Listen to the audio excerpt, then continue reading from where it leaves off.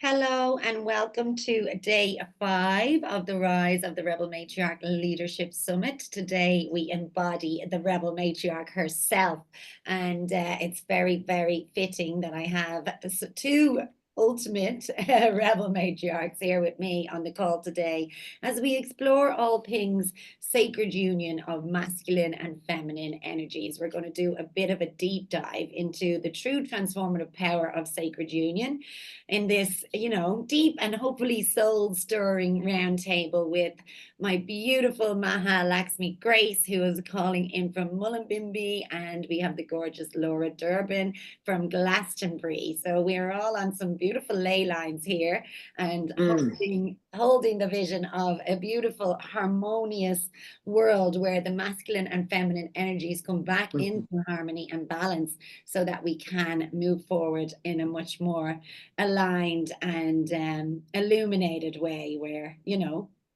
everything is in order and the powers at play are united as one in a beautiful divine union. So I will today just, start by saying where the kind of inspiration for this came. And I touched on it a little bit yesterday in the Rematriating Society Roundtable.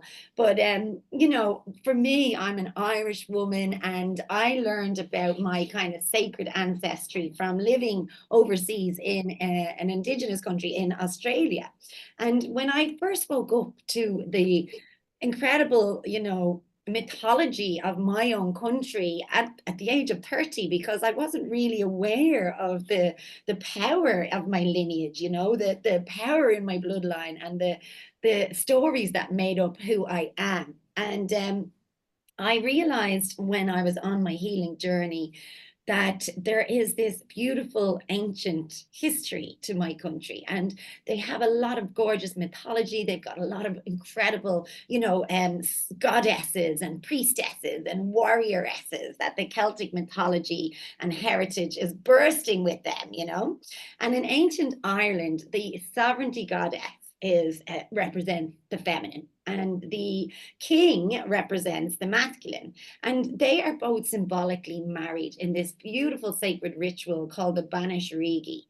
And this, when they marry, it enacts a sacred contract between the masculine and feminine powers to ensure a thriving kingdom for all. And so the legend goes that when the king is fair and effective, he enjoys the sovereignty goddess's support. But when he is greedy or unjust, he will suffer her wrath, and the crops will fail and the birth rates will drop until she claims the power back for the Tua, the tribe. And when I heard this story, I was fucking so lit up by it. I was like, yes, this is what I'm talking about. This is what is happening in the world right now. This is what I'm here for. It's to claim that power back, because everything has gone so far out of balance, Everything has gone too far, and the Tua, the tribe, are suffering, and we are no longer thriving. We are surviving, and it's time for us to take back control of our ship and to start steering it towards peace and harmony and balance and bliss. So that was really what, came to me and what got me on this feminine path, on this feminine leadership space, on really reclaiming my place as a wise woman in my lineage, and reactivating the power in my bloodline to be able to step up and lead this shift in paradigm. So I thought I would share that little bit of, mythology behind my why for doing this. And I see us all, activated and getting our, the warrior goddesses of Irish and Celtic mythology. They weren't all fucking flowery dresses and crowns, they were proper, like they were messy. They embrace the mess. They embrace the ugliness, like Sheila na Gig, like you just spoke into, she's the portal of death and rebirth, and we're shapeshifters from, from being animals and being like absolute, we can kill you with our bare hands, to being like bound down at your feet to revere the masculine, you know? And I love that about it, because the days of thinking that feminine leadership and feminine qualities is all flow and, you know, surrender and just like flowery stuff is over. We are taking back the multifaceted, multidimensional parts of ourselves, and we're merging it with the masculine parts of ourselves too, because we have both running through our veins to be able to come into harmony and take action towards our dreams, but also rest back in the knowing that, you know, what we are here for and all of that jazz. So that is my little download, and I'm really excited to, you know, explore this further with you girls. And I will take a deep breath in because I get so excited when I'm talking about these things.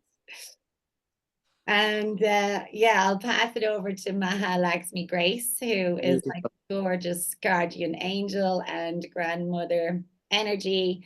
Tell us a little bit, Maha, about what you see unfolding in the sacred union, masculine, feminine energies on the planet right now. Well, the first thing that popped up, stimulated by your beautiful welcoming and observation in the world, was in the female sovereignty leadership, all that needs to arise. And if we go down to proper basics, in true Tantra, we follow the woman's breath, we follow the woman's timing. They may be masters in the boardroom, but we're masters in the bedroom. And in this one, in some amazing learnings that have come my way, is that it's time for the woman to stand up and be counted with her heart on her sleeve, claim I'm here for love, and to be sovereign in her body. We're no longer property settlements. We're no longer, by law, it was only struck off the books in England in 1991, which went to lots of appeals in the House of the Lords, that woman had to serve her husband. You know, so we have these things to serve and to whenever, when he was actually charged with attempted rape. And finally, after many appeals, it got through, and he was claiming some old law in 1869 or something that it was struck off. So we've got this mental society construct that we're there to serve. You know, like when actually we're here in true lovemaking, it's the masculine that surrenders and honors the feminine.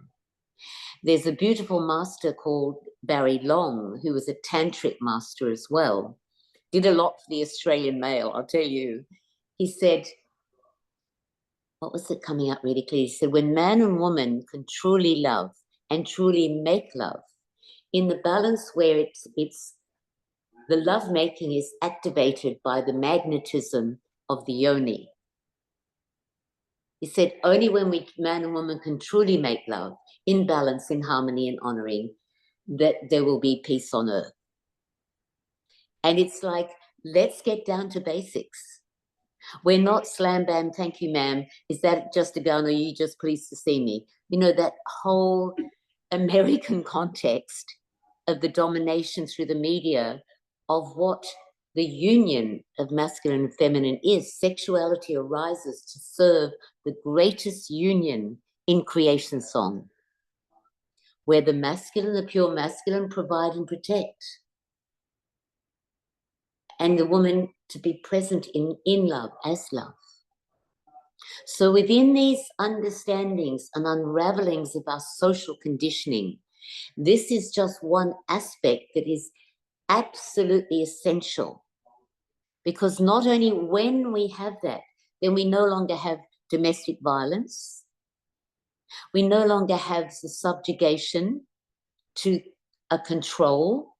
We start from the womb wisdom, the belly of abundance. We all came from that, and we go back to that source in the actual physical dynamics of man and woman coming together in truth and love.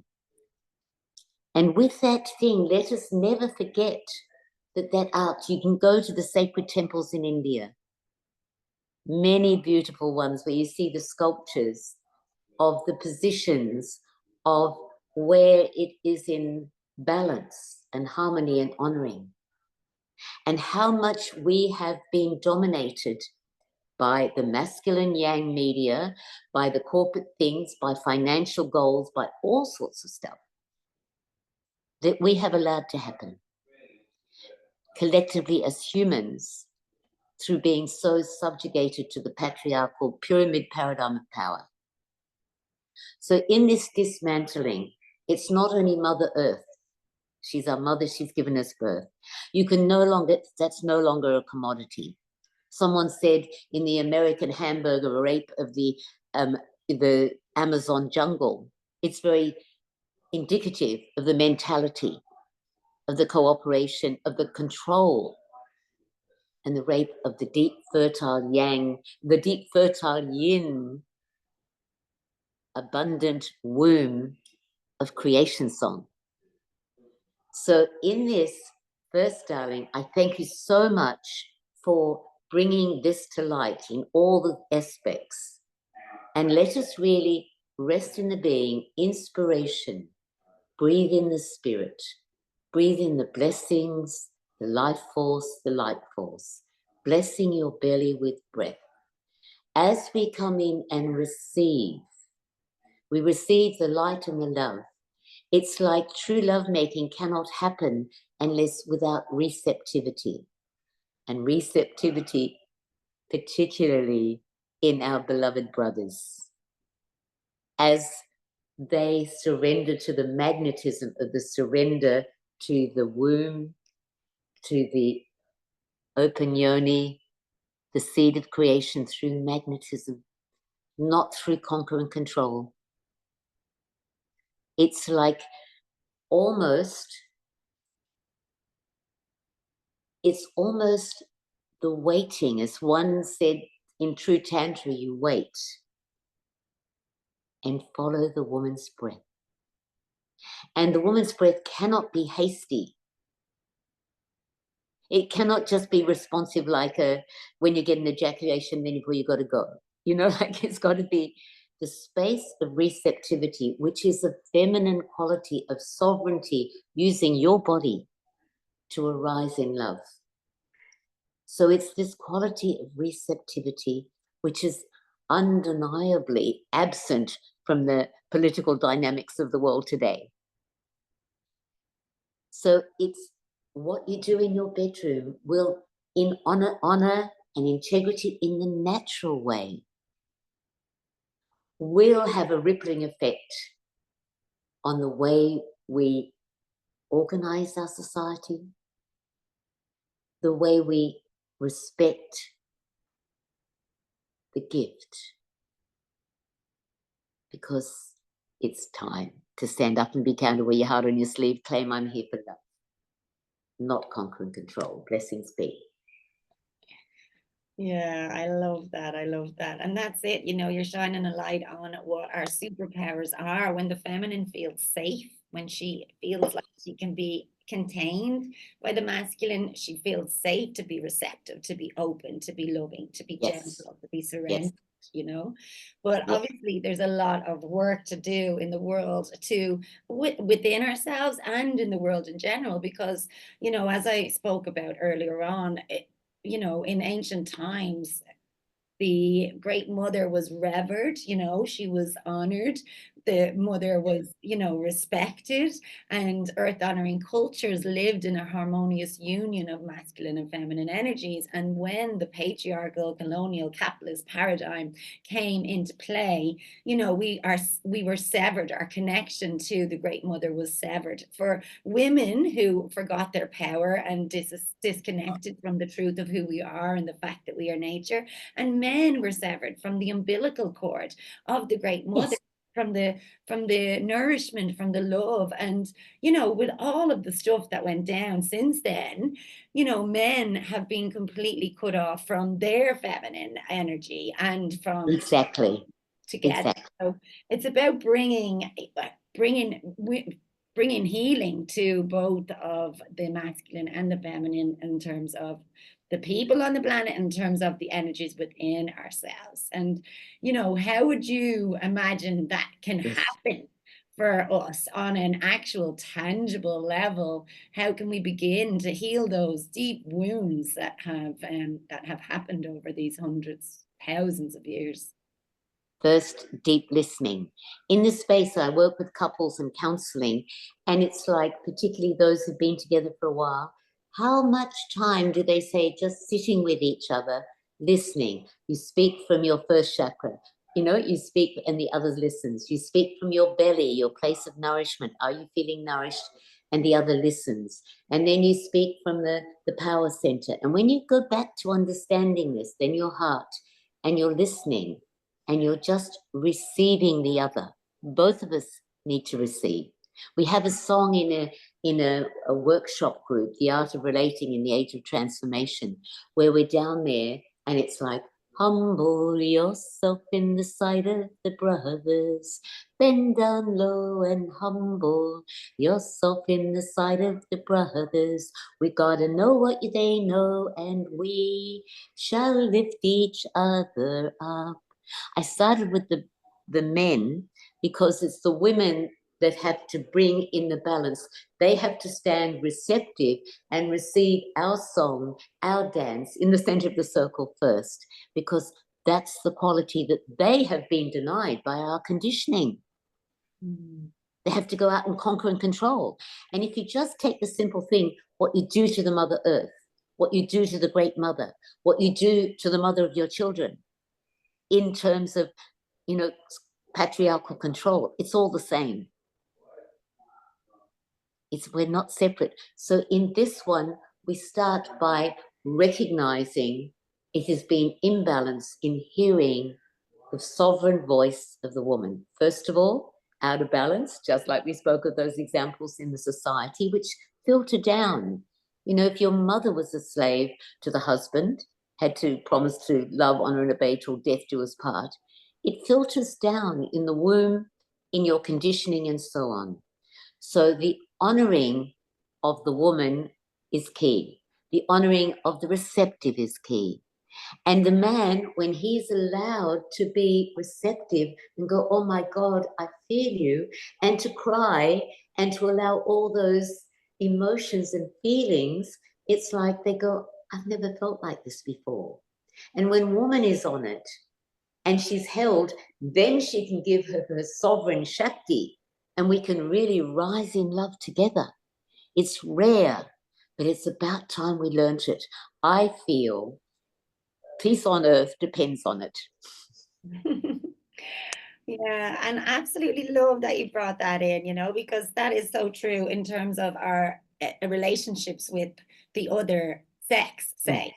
But also, this is a beautiful thing that we do in our Rebel Ma, and books and in our retreats, is healing that masculine and feminine and listening to our own internal masculine and feminine, like the inner dialogue. Because at the end of the day, we have both, or we have all as individuals, cut off or abandoned or betrayed our masculine or feminine energy. So, when we are in our healthy masculine, we've got clear direction, we feel contained, we have structure, we have discipline, we have drive, we have ambition, and when we're in our healthy feminine, we can be soft and surrendered, and we can be expansive and dynamic. But if they're out of balance, if they're wounded, we're not in those places. We're reactive, or we're controlling, or we're feeling like a victim. So one of the things that you can do for yourself to begin this work is to actually open up a dialogue with your masculine and feminine energy. And ask your masculine, like, where do you feel I might be letting you down? What is it that you need that you're not getting right now, in order to be able to create that internal safety in yourself? And then you can ask your feminine, how have I been abandoning you? Where have I not been listening to you? What are you yearning for that you are not receiving from me right now? And really try and cultivate that sense of deep listening to what you really need on the internal. So then you can start showing up externally in a more balanced and harmonious way. Absolutely, my darling. And just like we have left brain and right brain, if I just do left brain yin and I'm the compliant, yielding sort of feminine, then I'm out of balance. And then I need a man, who's in to bring that into me. But if I own it in myself, instead of a contractual conditioning relationship, or you do this and I do feelings, and you do provide the bread and butter and I do this, then we get conditioning of contract. But if I'm totally exploring both the parts of me and he's exploring both the parts of him, receptivity and yang, provide and protect, then we come down to a meeting, a mirror, a mate, a match. I have this to give, like the Two of Cups. I have this to give, you have this to give. And we see this, and from that becomes an expansion rather than a subtraction and contract, subtraction and a balancing of our old divisions. We both have the yin and yang, but let us find that and welcome that in each other. Welcome the evolution. But when you become, particularly if a conscious union, know that it's some good work to be done. And it's like, as an old master said to me, well, sometimes you Westerners, you say, oh, you got some juice there. You're divining for water. Oh, yes, she's pretty juicy. I'll follow this one. And then you hit a rock, like in the earth. Oh, I'll look over there. That looks greener. I'll go over here. I'll do this.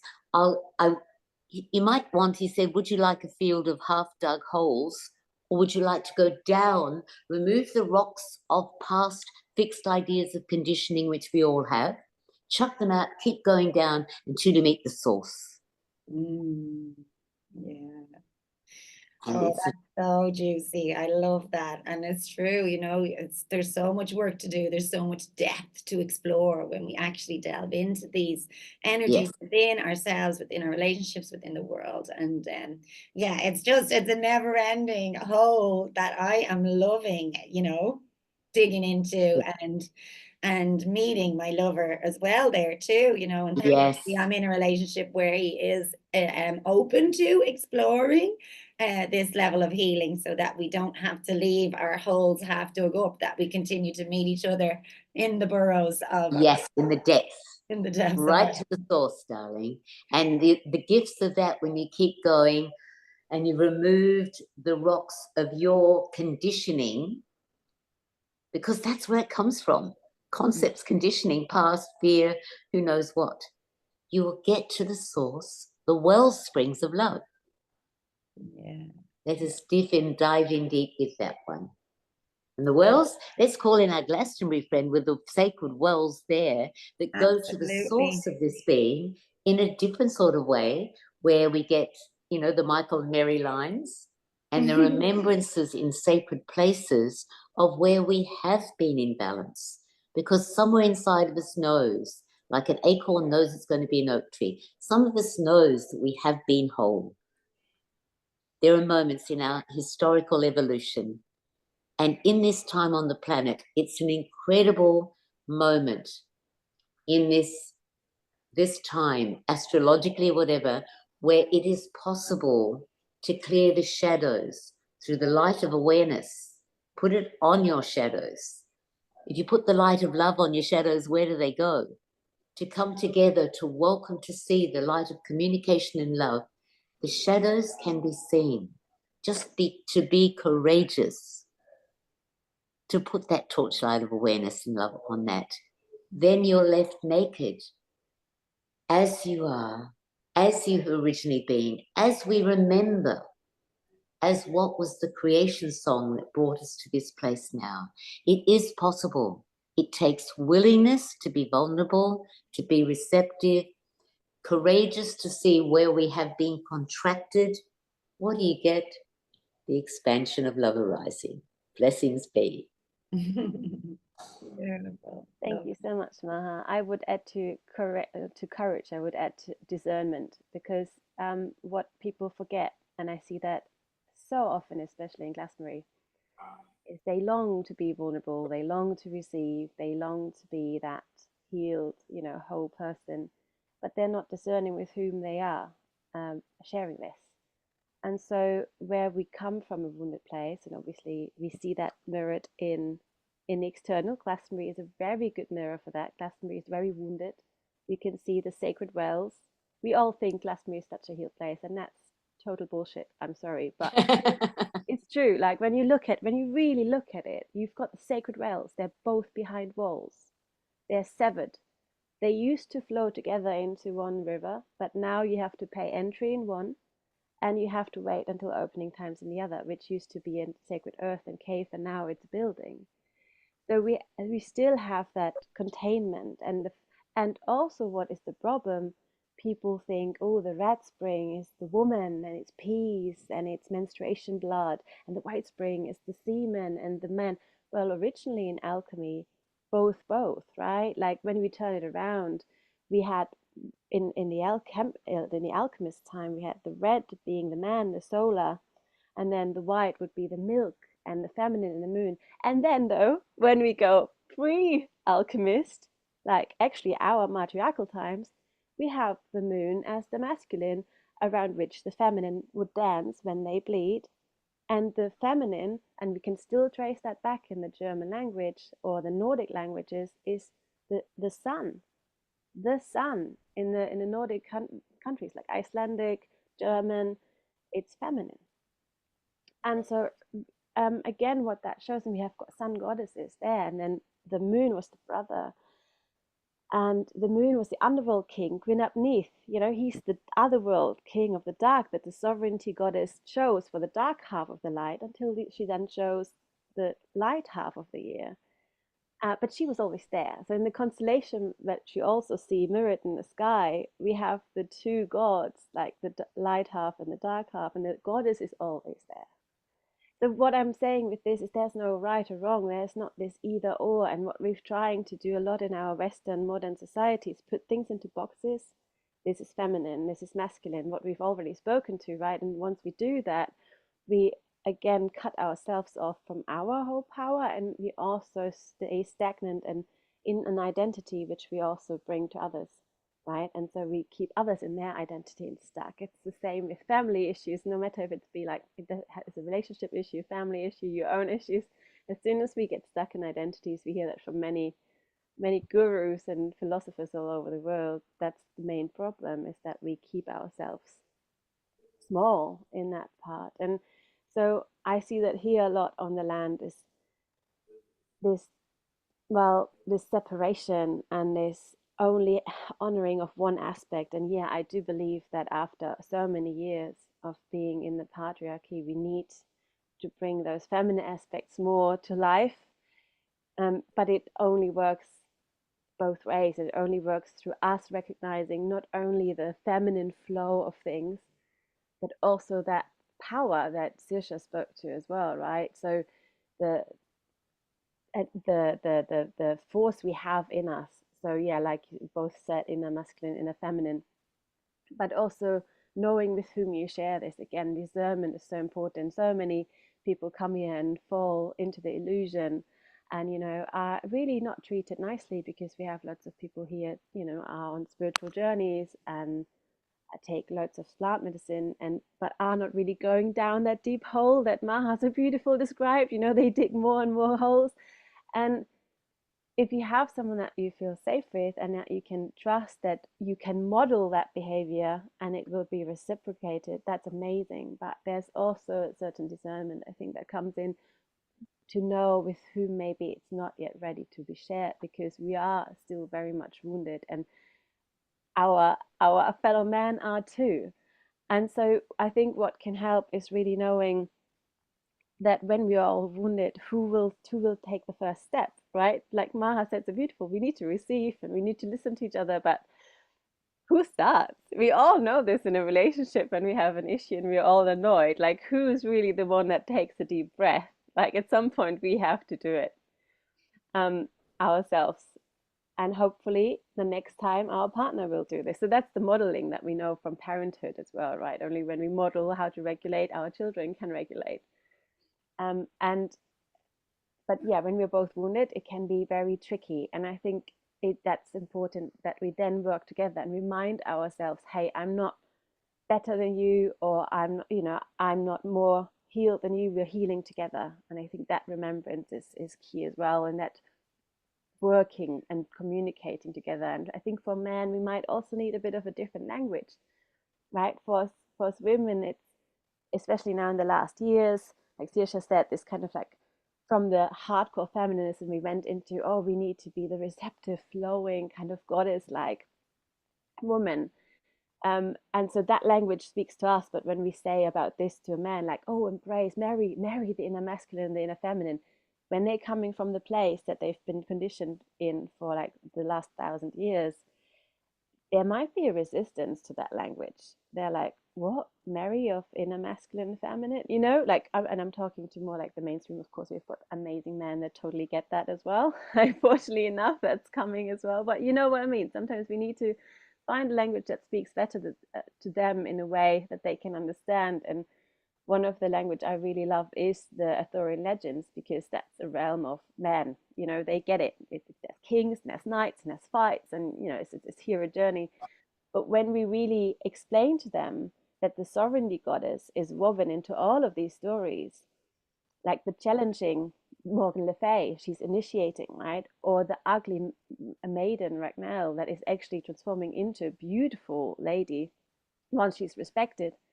All these kind of aspects we can tell them, and we can explain them in a way they understand, where they are on their journey, and for ourselves as well. So we can only receive when we're feeling safe, right? We establish that, and when we are respected. But when we're only letting ourselves receive in the flowing, receptive kind of the you know, the surface feminine aspects, we're not being witnessed in our fullness. So only when we allow ourselves to be witnessed in the ugly way, like Ragnell, she's the like good example of the sovereignty goddess, which we have in many mythologies, that she first appears as a really ugly old hag, like that kind of person you don't want to be around, you don't want to see, you want to, you know, it's that shadow you just want to suppress. But only when you allow yourself to be seen in that shadow, and in that part of yourself that even you deem ugly, but which also represents your power, because she doesn't necessarily care how she looks. She knows she's wise, she knows she's knowledgeable, right? And she knows she's the true initiator of man, so she doesn't care. And once she finds a man, and that story is really specifically amazing to tell to men as well, like once she finds Gawain, who promises to marry her to save his king, and he's in this amazing poise when he does that, in his posture of like, you know what, I'm going to love her. I'm not going to care what everyone else at the court thinks. You know, when they marry, they've got this big wedding and everyone's like looking like, oh God, this amazing knight gets this ugly woman and it's horrible to look at, and what can we do? And he's just like, guys, this is my wife. You better respect her. You know, like, this is a beautiful story, I think, how it's been told. And so he's rewarded with her transforming into a beautiful lady. But again, she tests him and she's like, well, you can have me beautiful half a day because I was cursed, and then the other half, I have to be ugly. So do you want me beautiful at night for yourself, you know, or would you like me beautiful at day so everyone else can see? Well, and he just has to think for a moment and says, well, you're the goddess of sovereignty. You're the one that told me that what women most desire is their sovereignty. So you decide. It's your decision. It's not up to me. And so in that moment, the curse is fully lifted and she's forever beautiful. That's kind of the idea in the story. And what I think is here is a good, amazing illustration is that we all need to become our sovereign self. So obviously know that I love this word. I'm writing a Substack newsletter called Sovereign. So I'm all about this interdependent relationship between the masculine and the feminine, or also ourselves with ourselves and nature. I think that's the other thing, right? We all know that what happens when we exploit the feminine and the mother nature, the wasteland happened to be, and we're still in it. And we are now the descendants of those, you know, that exploited and raped the feminine and the mother nature. But we're also the descendants of the powerful ones that cared for mother nature. So we've got these both parts in us. And we kind of, it's, you know, that story of the wolf. Which wolf? You've got two wolves living in you, and which one are you feeding? That, right? We need to tend to but then we can't repress the other part either, because then that, if we repress something, it speaks of guilt. So as soon as we feel guilty, we're kind of feeding that part again. So how can we integrate and like move between? And I think it's going to take a long while until we get there to really come into that balance. But it's our daily work on ourselves, like our inner work, and how we show up in relationships, and then these really small daily interactions, like on the supermarket queue, with our kids, when we are annoyed, when we're triggered, when we're dysregulated, how do we show up? And I think it's this keeping showing up, even if we fuck up and stumble, we breathe through and we do it again. And we just remind ourselves that we are all on our quest.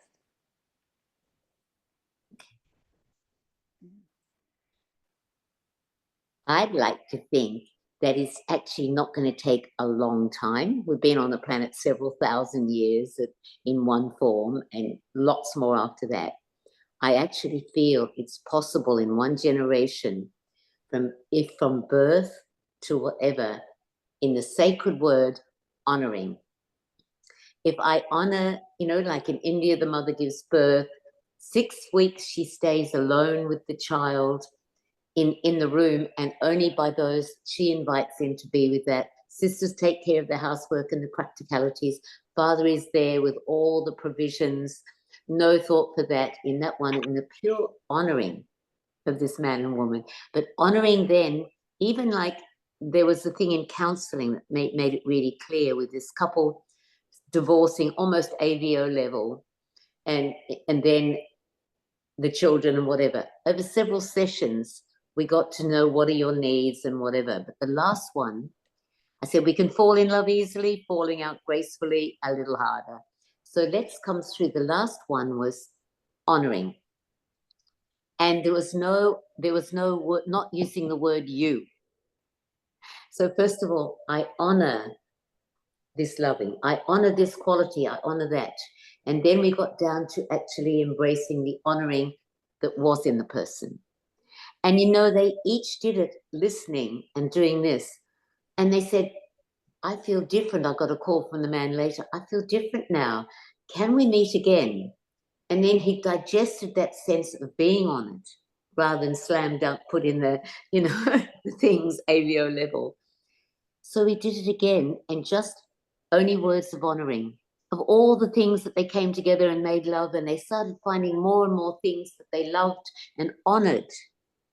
And in the end, they decided not to separate. It's like that was a clear example of honoring. So it's like, instead of seeing the other one as a commodity, which we're conditioned to do, whether it's, like a country, the earth, the woman's body, whatever, the things, and even our things. Oh, I got a good man. Yeah, he's a good breadwinner in the 15th century. I'll have him. I don't have social security. Hunky keeps going. I got this. I got that. Drop out the I, because when you make love, you come into sacred union, which is, where do I stop and you begin? In that place, you say, I love you, but you're actually in union. So if we remember what we're aiming for, those moments of union, the I talk and the commodity talk, and to be aware of what we've been conditioned to do, to come back. And when you're truly loved, there are no words. You're just being in that place. Let us live from that remembrance, from that place, and let us that navigate our domestic situation from that place of being. Mother Earth, Father Sky, between the two I fly. Let us come together in love and truth and grace. When we come back to the basics of creation song, I have this to give. Offering, receiving, honoring. Let's see. On a good day, I believe in it. Absolutely. No, absolutely. I do too. This is it. It's also, where do you come out of lack, right? That's the commodity then suddenly, Yes. what we need. And then where we come out of gratitude and seeing what we've got and the beauty, right? Seeing like someone for what they are. And I absolutely think that is totally possible. Yes. We live it, right? We live it. We've experienced it. So the thing is more so to realize that we're also, when we're in our world at the moment, as it still is, the wound is often so deep that people have forgotten that love and fear it, I think, even, right? There's a fear in this. But when we again remember our wholeness and not the lack that we make ourselves believe we have, and then we need something in the external to fill it, and remember Yeah. that we can fill it ourselves, then there's suddenly gratitude for everything else that there is, isn't there? And there's this coming together in the partnership and the relationship, and also obviously in parenthood with the kids, when you don't need the kids to be something, you're just there to care for them and love them, and they grow up. And I totally believe what you say with that one generation. It can absolutely happen. What we then also have, because I bring up my kids in that spirit.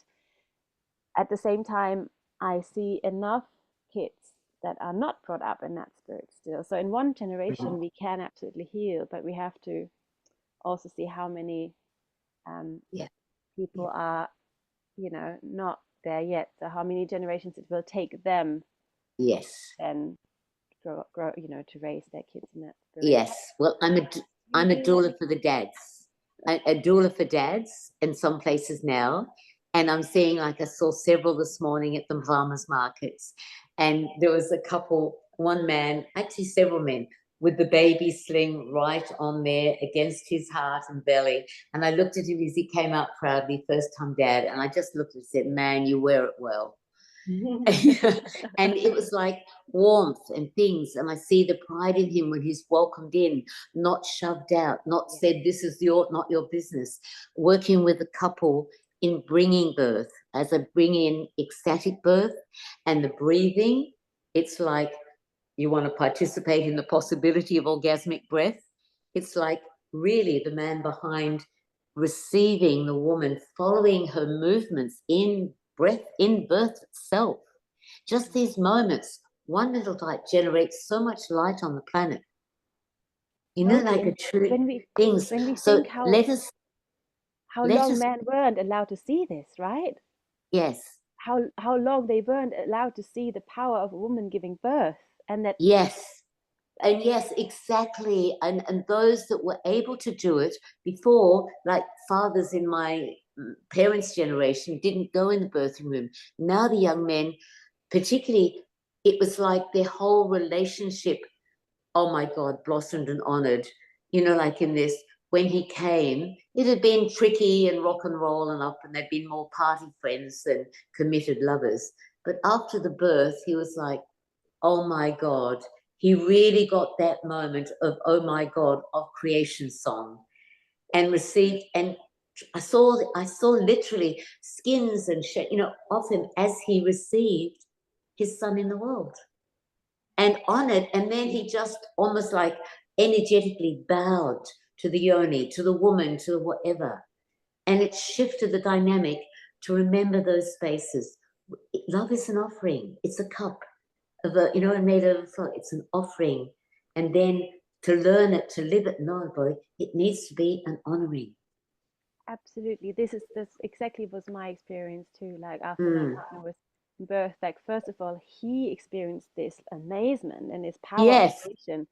And through him seeing then myself through his eyes, he said he's never seen something as beautiful ever before in his whole life. And having that mirrored back to me was like, I realized, oh my gosh, how powerful. And especially, as women, sometimes we take it for granted, like that's just what we do, kind of almost, and it's not really been making something special, but having that seen in the mirror of your loved one, suddenly the woman then also remembers and steps up in her power and feels more powerful. So then suddenly we can finally, like you described so beautiful, we can work that together. But I think also that's also the wound we still have from the feminism in a way, how important it was that we women stood up and fought for ourselves, but then also suddenly they became almost, a group of us became so independent from men, and then men, and I see that a lot in my generation, where men then just feel like, yeah, but okay, so what am I good for, almost, and it kind of like that coming in suddenly, like then I'm not needed, and then either they become super narcissistic and never can commit to a relationship again because they're like, I'm not needed by the women, I'm not getting my oats done. Feel good. Yes. Or they become insecure and really just hold themselves back in their power, when actually we totally still, and I think this we can't overemphasize that we still need men, like as men need women, we need men. I think it's also like empowering them and telling them like you're freaking Yeah. important. Like I need to feel safe so I can receive and open, and I need you to mirror my power because I forgot my power too. You know, I think that's the Yes. strength of us. And that's a Honest communication, another beautiful key. And when you get it, it's not my power or your power. It's the power of love. And when, as Jimi Hendrix says, when the power of love is greater than the love of power, then we shall know peace on earth, or peace between the sheets, whatever they say, or peace in the relationship. That's a great ending. I love it. Beautiful. Yeah, I feel like you girls have said it all, you know, and our generation especially can really resonate with that independent woman, you know, that feeling like we can do it all on our own. And that again is a wounded feminine space that we're coming from. But we can, Saoirse. This is it. We can. We can absolutely do everything out. This is the sovereignty. Like we shouldn't forget that. We can freaking do everything we want on our own. Men can freaking do everything they want on their own. Yeah, but I don't want That's to. not the key. No. That's not what we want. We want Let's we want do to be we want to know that feeling of yes, we are independent, but we still choose. We want to be with the other. And I think that's when it not is a need, right? I framed that Yeah, because you said earlier. need, I and don't that's it. we I still want. need the man. We don't need anything. We want the man, and the men want the women. Yes. And the dependence thing with the great master years back, I said I'd had a broken arm in India, broken set wrong at a hospital, and then it was really hard to wash. And he said, how's the arm healing? And I said, it's healing, but I feel uncomfortable being so dependent. And he jokes, and he said, you're independent almost from the moment you jumped out of the womb, like those kangaroos in your country. He said, I want you to be totally helpless and ask for everything until you remember we are all members of each other. We are all interdependent. And in that moment with seeds of dissolving my survivor way, I'll be independent. He's not there for me anyway, like dad or whatever. I'm not anti-dependent and I'm not dependent. We are all interdependent. And in that moment, seeds of possibility that we can, in our unique gifts and things, you know, I'm positive in my breasts, in the magnetism measured. He's negative in his chest. He's positive in his power center, and I'm negative. Positive in my belly, negative. He's positive in his pole. I'm negative in my yoni. It's like these are electrical dynamics of the body. When we realize to be totally myself in this beautiful temple body that I am, and for you to be totally yourself in your temple body. Be who you be. No one better qualified, may as well be me. But to thine own self be true, not according to the concepts of conditioning. Come back to who you are. Who am I truly? And this is my form. I am love dancing in a woman's body. And in that one, let me find my way in timing and my breath of doing this. Respect, honoring, offering, honest communication with these ingredients. And also, as it happens in Indian marriages that can go on for days, everyone comes in the town hall and the locals and the neighbors and the uncles and the aunts say, I will support you if there's an issue in child rearing, in business, in lovemaking, in whatever. It's like the society needs to support this, not compete, dissolve, ignore it. You know, like when we each come through in this space, that all of us coming home to the wisdom of the still small voice of your own sweetheart and dare to be that, then there is a possibility of the template of holy communion in this, which is just coming back. And the more we do that, we'll feel the creation song itself. And Mother Earth, Father Sky, between the two I fly. May we all be in this union of we've been traveling so long, we've been traveling so wide, we've been traveling these lifetimes to find this way home. Home is where the heart is, truth is in the living, love is in the giving, who I am now in my unique and godly self.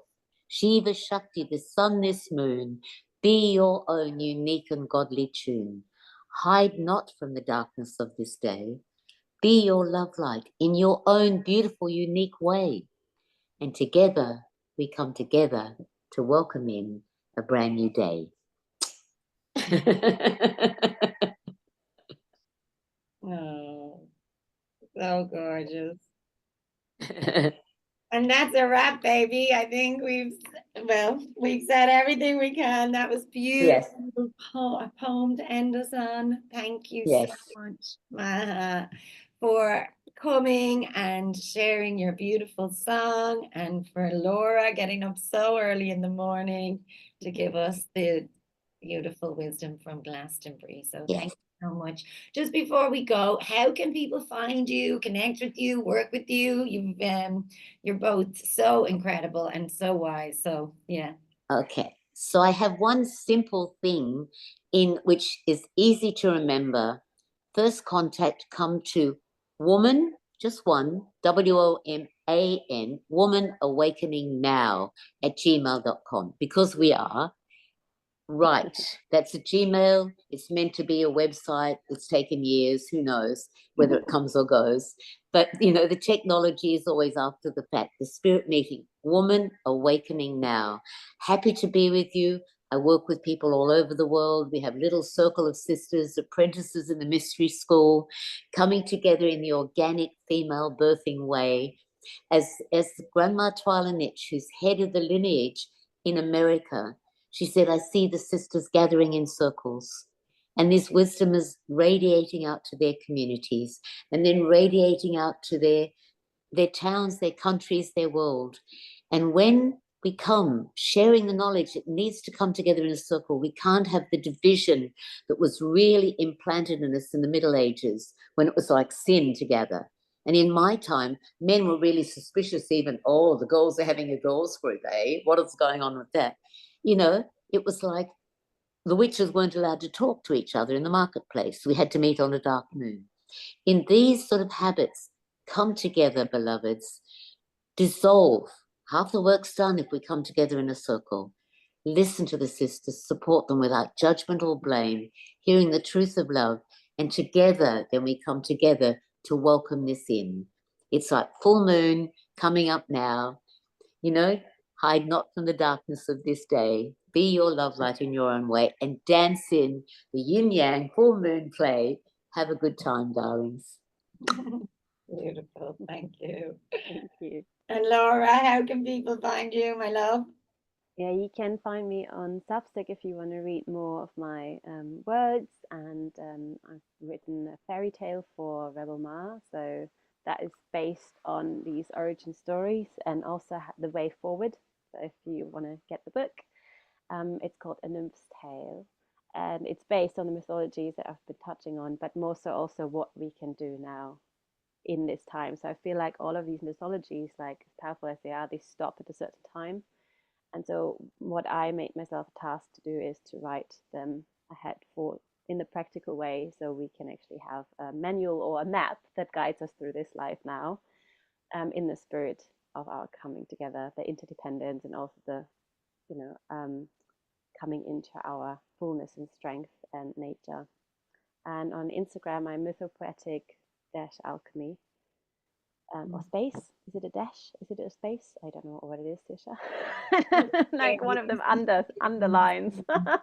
Mythopoetic underline. Yeah. Yeah. Yeah, and then alchemy. But on Substack you'll find basically everything of my writing is much easier. You can dive into the archive, and I'm also held the Grail workshop, the true mysteries of the Grail and what it means to sovereignty for our modern times. The replay is going to be sent out today. Wow. I think I'll be able to manage to get that to you. And I'm starting, as I run a year-long Priestess of Avalon training. So for those that want to come into their remembrance of the Central European and also British Island Celtic ancestry. So I'm saying this because I'm originally from Germany, and that's where the Gallic tribes and the gold tribes and the priestesses came from and walked, before they even entered the British Isles. So all these stories really tie us back and tie us together. So if you're from Central European descent or also from the Celtic guys and you want to know more of that and tap into this, then this might be for you. It's open for men and women, of course, for men too, because again, priestess seems to be like a feminine term, but the remembrance of the goddess is for everyone. And again, all these stories of knights and kings are also a great way to dive into the male power. Awesome. Great work. I love it. Okay, well, thank you, girls, for coming and joining me today. Thank you for showing up with such beautiful, full, and vibrant hearts and so much wisdom to share.